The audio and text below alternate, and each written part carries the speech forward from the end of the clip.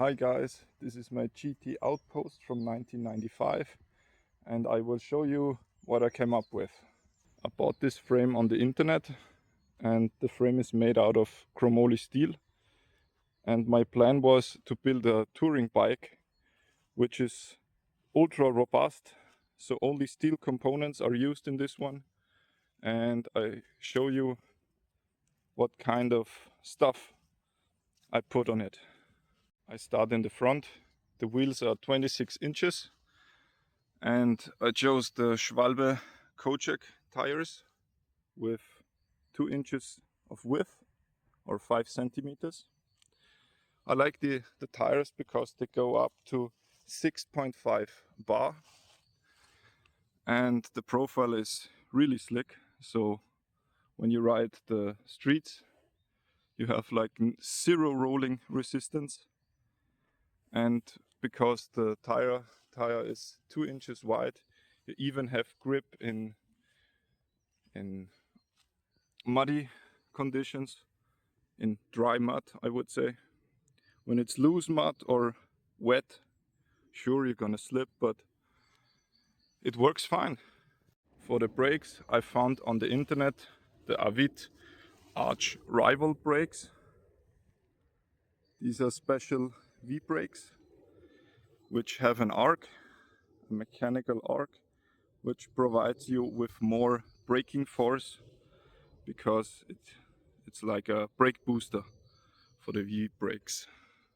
In the rear I also have the Avit arch brakes. I love these. I start with the crank. This is a standard Shimano crank with 48 teeth. It's a 3x10 setup, and I only used parts which I had laying around. So it's a 48 tooth crank, but a Ultegra derailleur. But it fits and it works. I just had to fiddle a bit because normally the Ultegra doesn't go out this much, so I had to use longer screws. These are M2 screws, and I screwed them a bit more in so that the whole thing can get out more and every gear shifts perfect. In the rear I have a 11 to 36 cassette with, it's a 10 speed and a Shimano XT derailleur. As I said, I only used parts which I had laying around. All the parts fit together and I rode many tours with this setup. Fun fact, the crank is a 9-speed crank, but the cassette is a 10-speed and the chain is also a 10-speed, but there's no problem using a 9-speed crank with a 10-speed setup. And I can confirm it works. In this build I use a rear rack. It's a tubus. I also found this one in the internet used, and the idea was I want to have as many storage options or options to mount stuff as possible. So I cut out the hard plastic. You can find it in the Bauhaus hardware store. You can find it in the hardware store. And I'm a big fan of zip ties, adjustable zip ties. I put them everywhere so I can mount stuff to my rack. And the idea was to, when I have a dry bag, I put the dry bag like this. I hook it on this thing and let it dangle against this plastic, because it prevents it that it can fly in my spokes. And I like the simple stuff. Dry bags are very cheap, and with this setup you can mount everything, every dry bag you want. In the upper part I also wanted to use this space as a little small rack, and normally I put my food. I have like a dry bag with food here, and I strap it from this part to this part, and this is my food rack, I would say. Now to the main bag. It's a custom made frame bag. It has double zippers, so each side has a zipper. This is very comfortable because when you have a tour you can put stuff everywhere you want, and you can pull it out of every direction. I even have like bungee pockets for small stuff or trash. When you eat a candy bar or something, you can put the trash here. And I also mounted a candy wrap bag on top. It's actually a tube with a roll top closure on both ends, and you can choose the length, or you can adjust the length when you roll up the sides, so it fits on every position or on many bikes. And I use this one.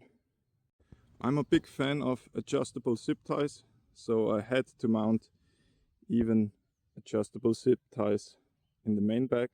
So if I have a tricky situation or I'm in a pinch, I can pull these out and have adjustable zip ties like this one to fix stuff or mount stuff, you name it.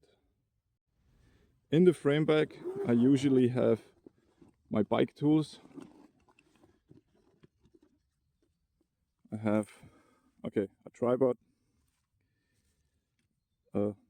just a very light ziplock, these bungees, you can find them at Action or Dollar Store, I would say.